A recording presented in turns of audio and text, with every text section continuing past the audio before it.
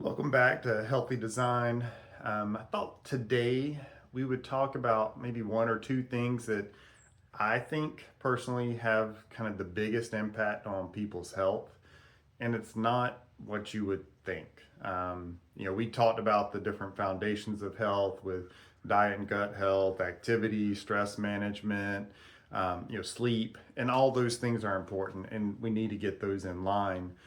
But there's kind of, I guess, two things. I think people don't do things consistently enough, or they might come to see me and say they've had an issue for 10 years, and they'll think kind of they should be fixed in like a month. Whatever time frame it, but it's nowhere close to 10 years. It took them 10 years to get in this position, but that should be completely reversed in a few weeks or a few months at most. And for some things that can happen, that's for sure. And definitely you can notice some changes and things are improving in a couple of weeks or a couple of months, but they may not be all the way better, if that makes sense. So, you might notice some of those changes and things improving for a month, but you got to keep doing that consistently for several more months before you notice all the benefits that you can get. So I do think that short-term outlook kind of overrides the long term, and we need to think a little more long term.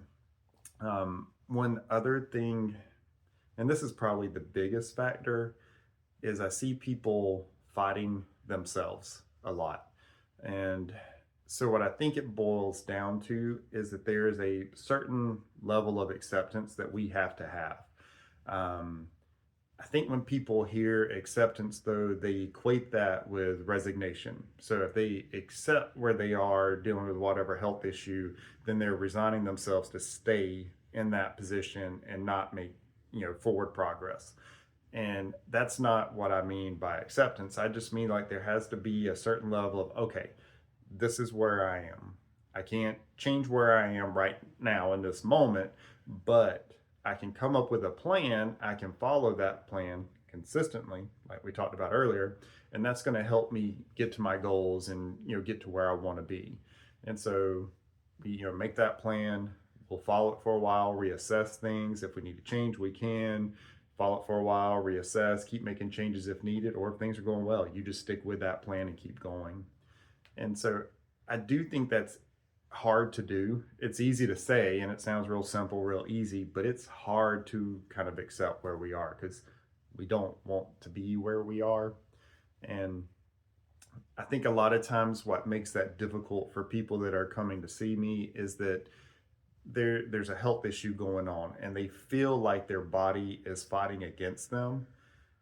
The body's not fighting against us. I know it kind of the overall outcome appears that way. And so I see why it's easy to go in that direction and think that's the case. But there's a reason our body is doing what it does. It's actually doing that, trying to protect us and help us. But if things go on too long, that's when it finally becomes an issue. So like even arthritis, our body notices that there's more stress being placed on a certain aspect of the joint, so it puts down more bone growth there to help our body manage that load. And so that's actually a benefit. If it keeps going on too long, then it can become problematic though. And so the problem was not that our body put more bone down there. That actually helped us out. It's that we didn't notice that or do anything about the mechanics and the pressure and the load and where it was going. So maybe we could have changed something how we moved or did whatever, and then maybe that would have equalized the load, and then there wouldn't have had to kept being this process of bone growth, bone growth, bone growth until it finally became an issue. Similar kind of thing if we're thinking like insulin resistance. This is where we should have some. Well, insulin's a hormone. I guess let me back up. Insulin's a hormone. One thing I think people think with hormones is that they're kind of always up, and that's not actually a good thing, or at least not the way most hormones work. They should be more pulsatile in nature, so they should be up and they should be down and at different times. If that gets out of whack, that can lead to some issues. And so like insulin helps us to store things, which is a good thing. So, if there is more blood sugar in our bloodstream, then it's going to help to get that blood sugar out of our bloodstream, get it into muscle cells, get it into fat cells even. And so that's the way the body should work. Now, if we keep having chronically elevated blood sugar levels, then our insulin's going to have to keep being up. And so eventually, like most things, the body will become resistant to it. It's, if you kind of keep knocking on something, eventually it just doesn't work. You have to knock louder. So that's basically what the body's doing. So, it'll secrete some insulin, try to get it out. If that wasn't enough, it'll secrete more, but then eventually the cells, they'll become resistant to it. So it takes an even higher level of insulin to stimulate the cell to take in whatever it needs to take in. And so again, it's the body's done what it needed to do because it needed to get different things out of the bloodstream and into the cells. So it kept raising those insulin levels up. But after a certain point, that becomes problematic because there's just nowhere else to kind of store things. So again, most of the time, there's a reason our body has done things. Another prime example is an autoimmune condition. You can pick whichever one you want. The general principles, general rules apply that, in that case, it's real easy to think your body's fighting against you because your immune system actually is attacking you. However, if we change the perspective a little bit, our immune system's not attacking us because it doesn't like us.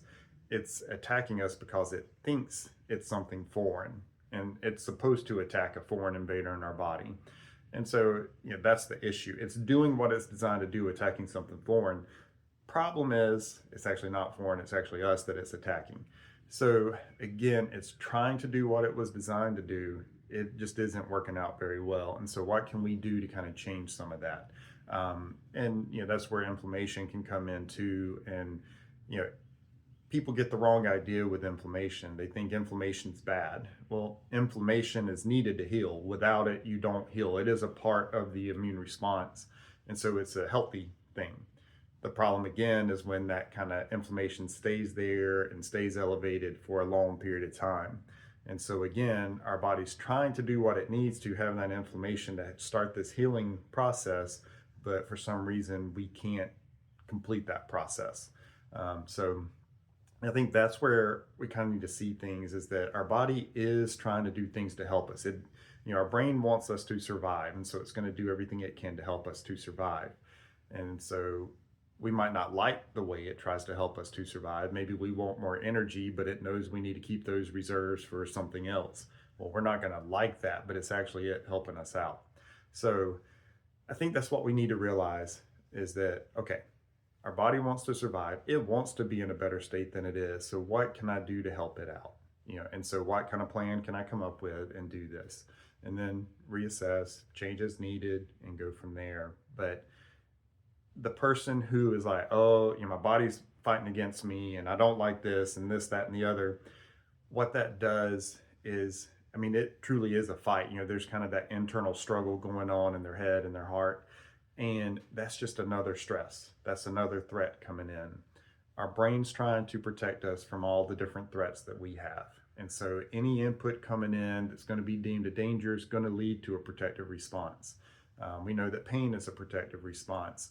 A lot of times the way we handle stress, whether we respond with fight, flight, or we respond with freeze, is based on what worked for us in the past. So, the brain is doing that to help protect us, help us to survive.